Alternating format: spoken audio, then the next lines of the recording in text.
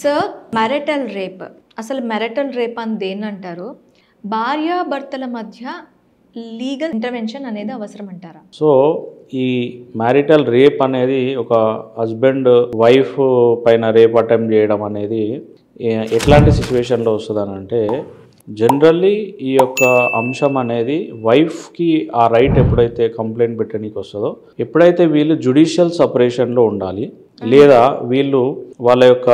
సంసార జీవితం విడివిడిగా గడుపుతున్నప్పుడు అంటే హస్బెండ్ కంపెనీలో ఆమె లేకుండా ఆమె సపరేట్గా ఉండి వాళ్ళిద్దరు జనరల్లీ సపరేట్ అయినా లేకపోతే కోర్టు వాళ్ళని జ్యుడిషియల్ సపరేట్ చేసినా కూడా ఈ యొక్క హస్బెండ్ ఆమె కన్సర్న్ లేకుండా ఎప్పుడైతే ఆమెతోటి ఫిజికల్ రిలేషన్షిప్ అనేది ఫోర్స్ఫుల్లీ మెయింటైన్ చేసినప్పుడు వైఫ్కి అనేది హస్బెండ్ పైన రేప్ కేసు పెట్టే అవకాశం అనేది ఈ యొక్క సెక్షన్ 67 ఆఫ్ బిఎన్ఎస్ యాక్ట్లో స్పష్టంగా క్లియర్గా ఏం చెప్పారంటే ఎప్పుడైతే ఫోర్స్ఫుల్లీ హస్బెండ్ తనను కలుస్తాడో ఆ టైంలో ఈ యొక్క కేసు పెట్టడానికి వైఫ్కి అధికారం ఈ యొక్క సెక్షన్ ఇచ్చింది.